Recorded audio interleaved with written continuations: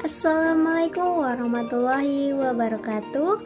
Perkenalkan, saya Sukma Permata Cahyani Ramadhani dan rekan anggota kelompok saya Tia Damayanti, Widya Kusmaningsi, dan Yola Tifa Antika.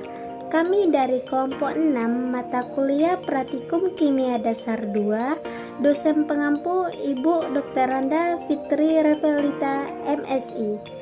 Masing-masing dari kami akan melakukan percobaan di rumah, yaitu melakukan percobaan praktikum kimia dasar.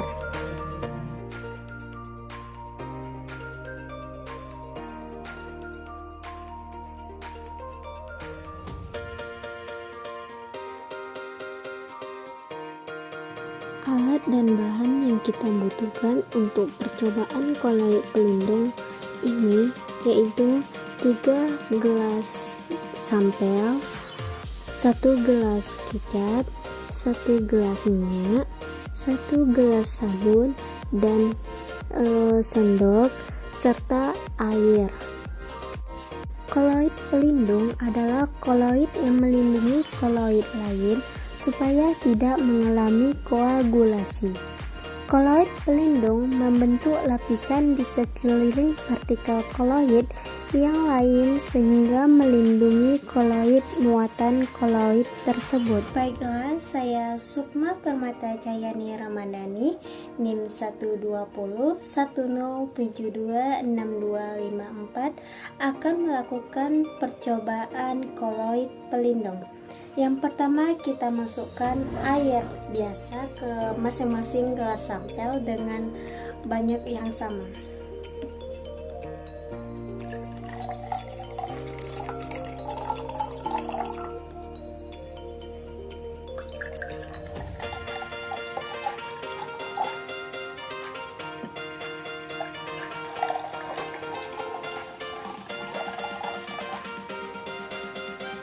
Setelah itu, kita masukkan minyak ke masing-masing gelas sampel dengan sama banyak.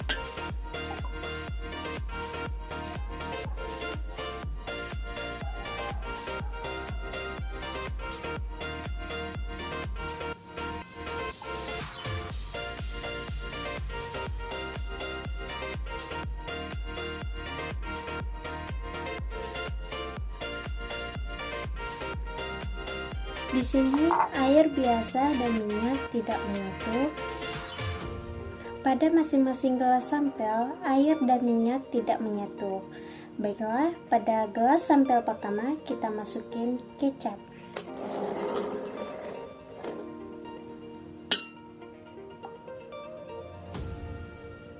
Setelah itu kita aduk dengan sendok. Kita aduk rata.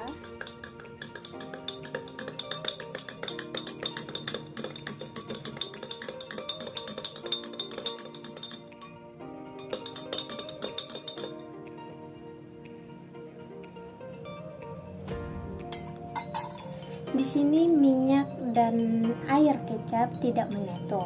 Baiklah, kita lanjut ke gelas sampel yang kedua. Kita akan memasukkan susu kental manis.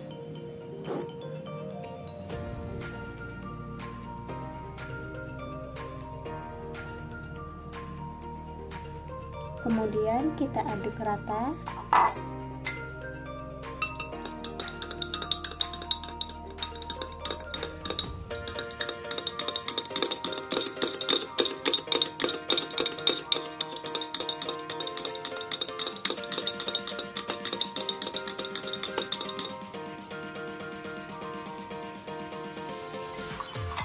Di sini minyak dan air susu tidak tercampur. Baiklah, kita lanjut ke sampel yang ketiga dengan memasukkan sabun ke dalam gelas sampel ketiga.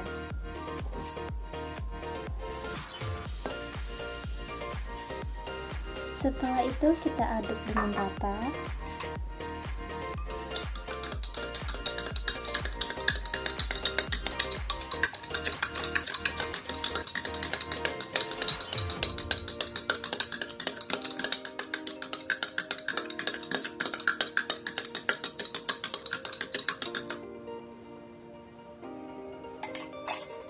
Pada gelas sampel yang ketiga ini, air, sabun, dan minyak menyatu.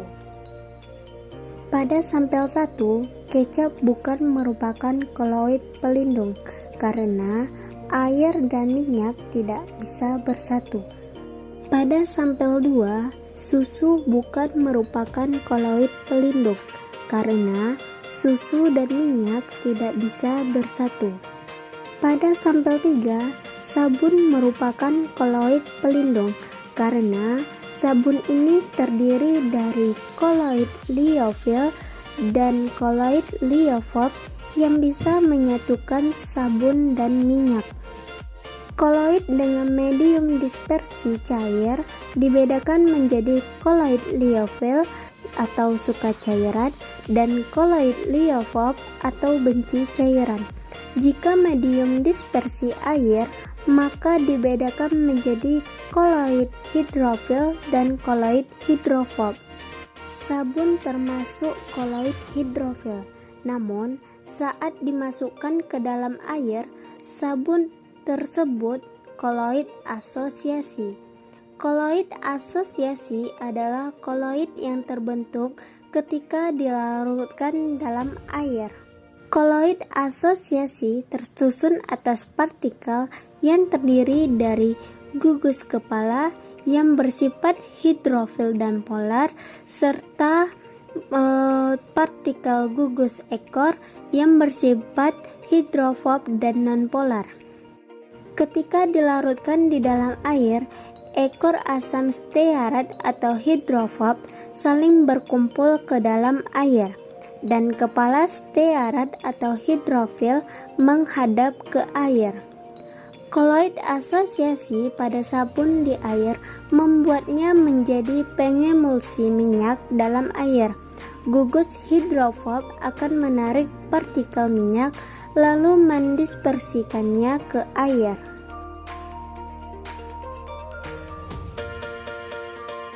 Assalamualaikum warahmatullahi wabarakatuh. Perkenalkan, nama saya Tia Damayanti, NIM 12010722988.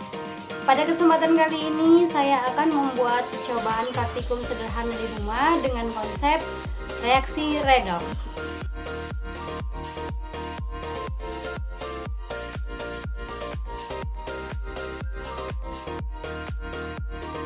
Di sini pertama kita siapkan terlebih dahulu gelas. Kemudian gelasnya kita isi dengan air. Seperti ini. Lalu kita tambahkan iodin.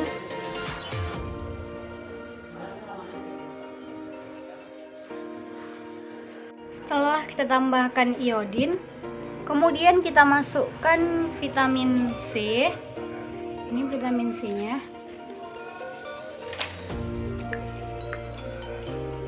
Lalu kita aduk.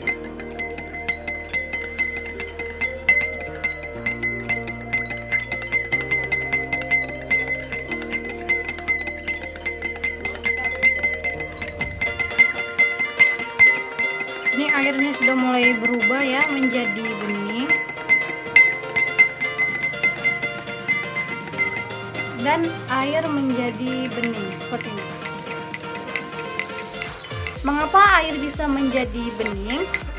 Karena di dalam vitamin C mengandung senyawa asam askorbat. Asam ini dapat dioksidasi oleh iodin dan mengakibatkan iodin berubah warna menjadi iodium. Sehingga saat vitamin C ditambahkan tadi, iodin yang berwarna coklat akan berubah menjadi iodium tak berwarna seperti ini dan air kembali menjadi bening. Walaupun airnya menjadi bening lagi, kita tidak boleh meminum air ini karena air ini masih mengandung betadin, jadi tidak boleh diminum. Inilah akhir jadinya.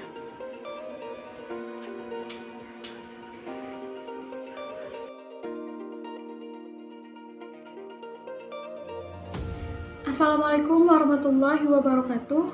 Nama saya Widya Kusmaningsih, NIM 12010723376 dari kelas 2C Pendidikan Kimia. Baiklah, di sini saya akan membuat praktikum sederhana tentang senyawa polar dan non-polar. Adapun alat dan bahannya, yang pertama 4 buah gelas, minyak kelapa, gula, sabun cuci piring,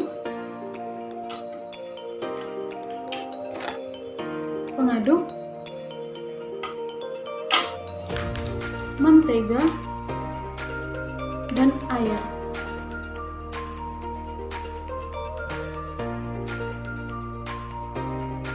Baiklah, marilah kita membuat praktikum sederhana tentang senyawa polar dan non-polar. Adapun langkah-langkahnya, yang pertama, kita tuangkan air ke masing-masing gelas.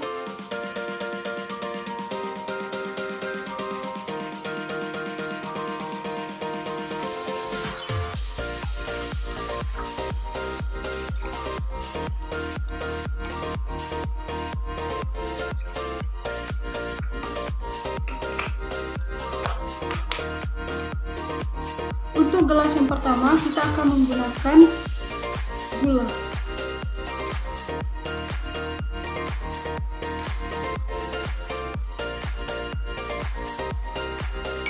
Lalu diaduk.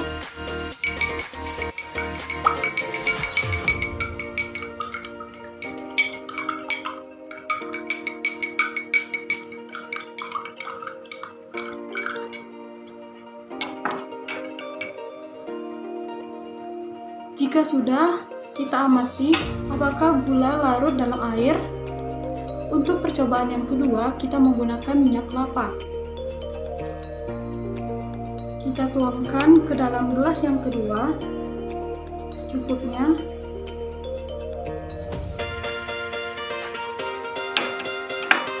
Lalu kita aduk.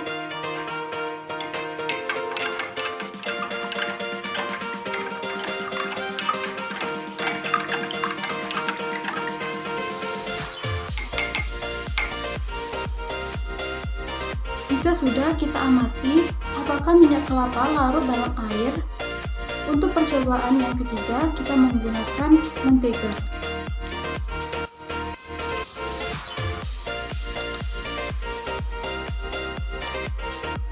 Kita masukkan mentega ke gelas yang ketiga.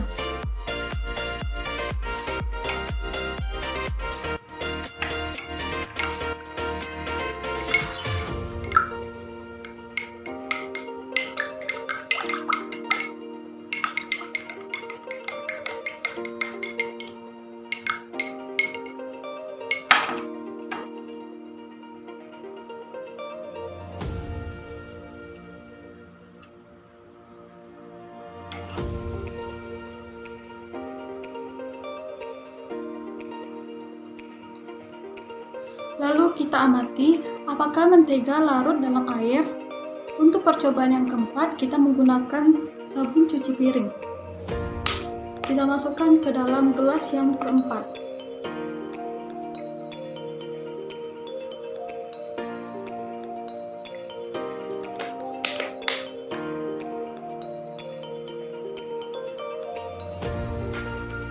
Lalu kita aduk.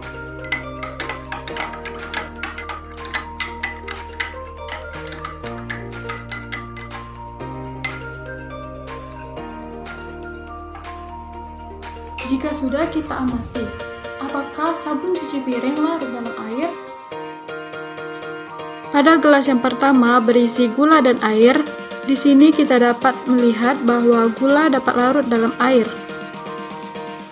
Pada gelas yang kedua yang berisi minyak kelapa dan air, di sini dapat kita lihat bahwa minyak kelapa tidak larut dalam air. Pada gelas yang ketiga yang berisi dengan mentega dan air, dapat di sini kita lihat bahwa mentega tidak larut dalam air. Pada gelas keempat yang berisi dengan sabun cuci piring dan air, di sini dapat kita lihat bahwa sabun cuci piring dapat larut dalam air. Penjelasan polar dan non-polar. Senyawa polar, senyawa yang terbentuk akibat adanya suatu ikatan antara elektron pada unsur-unsurnya. Hal ini terjadi karena unsur yang berikat tersebut memiliki nilai keelektronegativitas yang berbeda. Ciri-ciri senyawa polar. Ada beberapa ciri senyawa polar yang diantaranya yaitu: yang pertama, dapat larut dalam air dan pelarut polar lainnya. Yang kedua, memiliki kutub positif dan kutub negatif. Akibatnya tidak meratanya distribusi elektron. Contoh-contoh senyawa polar. Yang pertama, alkohol, HCl, PCl13, H2O, N2O5. Yang kedua, H2O, HCl, HF, HI, dan HBr. Senyawa nonpolar. Senyawa yang terbentuk akibat adanya suatu ikatan antara elektron pada unsur-unsur yang membentuknya. Hal ini terjadi karena unsur yang berikatan memiliki nilai elektronegativitas yang sama atau hampir sama.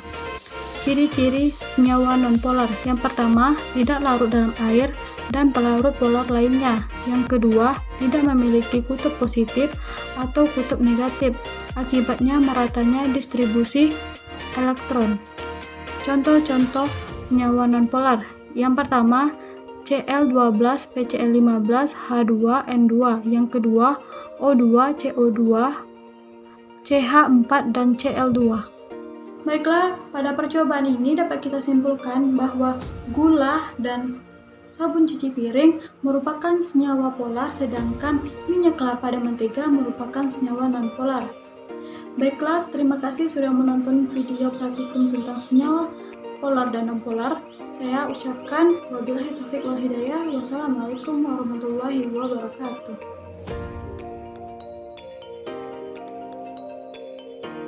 Assalamualaikum warahmatullahi wabarakatuh. Saya Yolati Pantika, kelas 2C Pendidikan Kimia. Saya akan membuat praktikum kimia mengenai molekul polar dan nonpolar.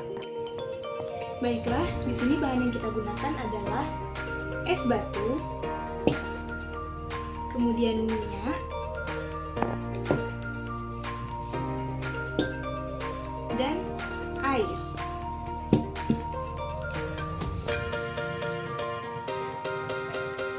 Dan alat yang kita gunakan di sini adalah 3 buah gelas.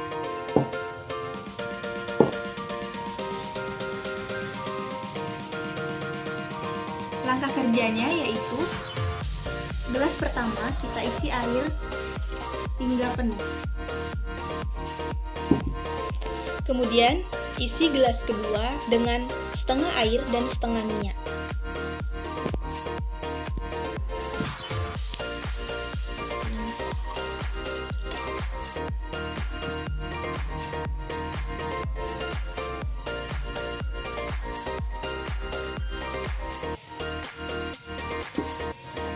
Selanjutnya, isi gelas ketiga dengan minyak hingga penuh.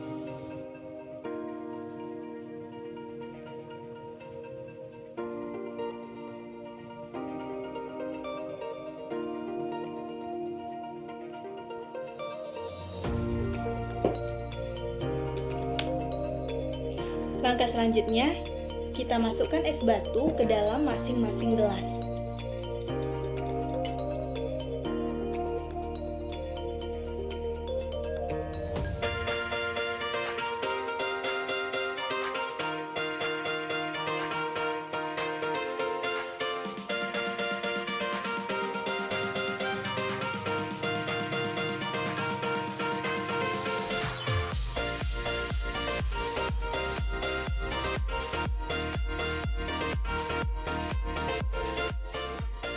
Seperti yang kita lihat, air tidak bercampur dengan minyak. Di samping itu, es batu tampak terapung di dalam gelas yang berisi air penuh dan es batunya cepat mencair. Es batu tampak melayang di dalam gelas yang berisi setengah air dan setengah minyak, dan es batunya sedikit lebih lambat mencair dibandingkan dengan gelas yang berisi air penuh. Dan terakhir, es batu tampak tenggelam di dalam gelas yang penuh dengan minyak, dan es batunya lebih lambat mencair.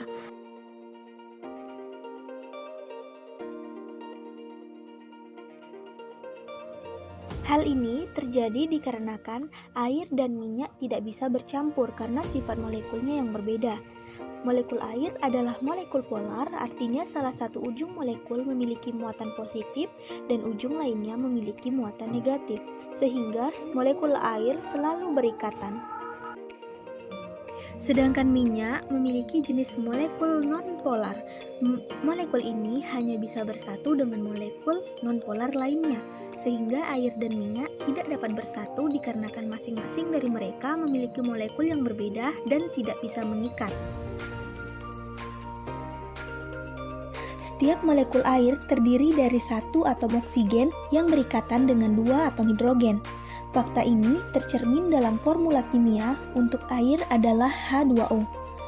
Molekul air dalam es mengambil sekitar 9% lebih banyak ruang daripada air cair. Artinya, es memiliki kepadatan 9% daripada air. Ikatan molekul hidrogen yang terikat dengan teratur dalam es batu ini memiliki massa jenis lebih rendah dibandingkan molekul yang tidak beraturan di dalam cairan air. Hal ini yang membuat es batu mengapung di atas air karena air yang lebih padat mendorong es ke atas permukaan. Selanjutnya, di dalam minyak, massa jenis air yang terbentuk akibat lelehan es cukup untuk mendorong es ke bawah. Massa jenis es itu lebih besar dan molekulnya itu tersusun lebih padat daripada minyak. Hal inilah yang membuat es tenggelam jika dimasukkan ke dalam minyak. Kemudian, saat air dari lelehan es telah menyatu dengan air yang ada di lapisan bawah, maka es tersebut akan terapung kembali. Dan selanjutnya, jika benda itu diberi kalor atau panas, maka suhu suatu benda akan meningkat, dan bila mencapai titik tertentu dapat menyebabkan perubahan wujud. Dan inilah reaksi yang terjadi pada praktikum kita kali ini. Baiklah, sekian praktikum dari kami, yaitu kelompok 6. Lebih dan kurangnya kami mohon maaf. Wassalamualaikum warahmatullahi wabarakatuh.